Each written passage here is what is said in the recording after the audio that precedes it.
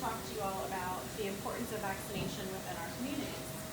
To start, I'd like to share the story of my family and why I feel so passionately about the importance of vaccinations in herd immunity. My family's story starts with my great-grandmother. My great-grandmother was living in Queens, New York with my grandfather when she contracted tuberculosis. She was quarantined in a medical facility for 7 years.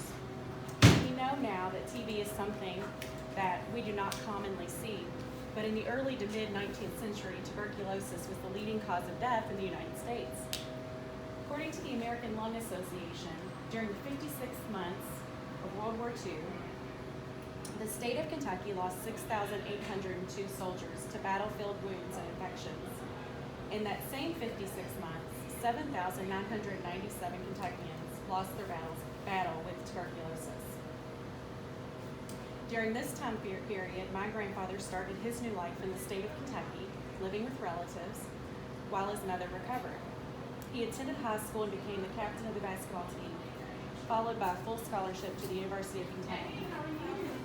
His eye was set on law school. While attending law school, he met my grandmother and became a father to my dad. This is where his story of promise drastically turned. During this time as a new father and student, my active, young, smart grandfather contracted polio. On the heels of the tuberculosis crisis, polio appeared. All four of my grandparents contracted polio. Only one fully recovered. My mom's parents had permanent disabilities and walked with the assistance of specially made shoes. My paternal grandfather, however, was not as fortunate. He was taken home to New York and quickly quarantined to a polio hospital in Buffalo, New York. In 1952, when my grandfather contracted polio, it was at its peak. And according to Dr. Schoenstatt, who researched this mid-century epidemic and wrote about its history, at its peak, there were 58,000 cases of polio. During this time, 3,145 deaths and 13,000 to 21,000 cases of paralytic polio. This was the case for my grandfather. Within a matter of months, he was quadriplegic. He was paralyzed from the neck down. His only form of breathing was through the assistance of an iron lung, a bulky tank-like version of the respirators that we see now. It was a contraption that he called home for the next 23 years until he died in 1974 of polio-associated pneumonia. A life and family drastically altered by a disease that we have seen eradicated by a vaccination. However, we know there is no free lunch in medicine, so why is there now a new reluctance against vaccinations? This reluctance comes with the fear of what is in the vaccinations themselves. One huge claim that has parents fearing for their children's safety is the fear of autism. Autism was previously linked to vaccinations by a physician that has since been discredited. This physician that did the very small study was barred from practice because of his unethical claims. Expert groups, including the American Academy of Pediatrics, or AAP, agree that vaccinations do not contribute to autism rates.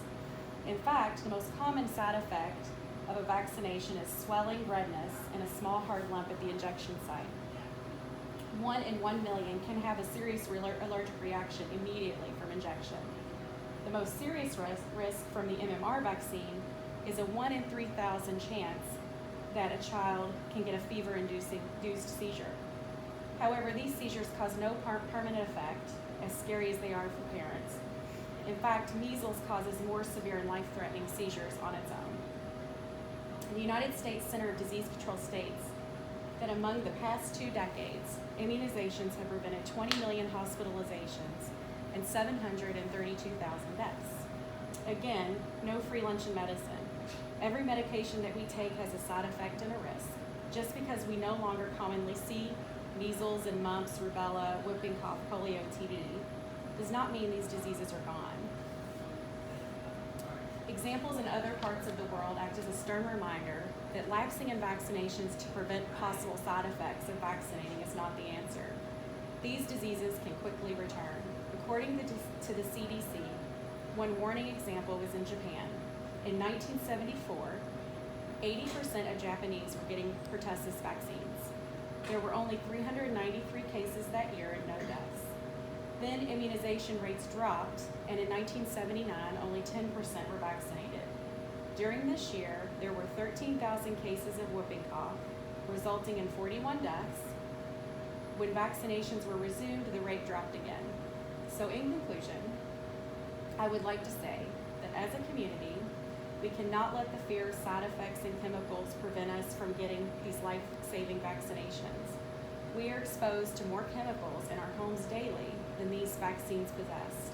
In medicine, we often have to weigh the pros and cons and go with the answer that is for the greater good, not just for ourselves, but for our communities, our future families, and our legacies depend on it.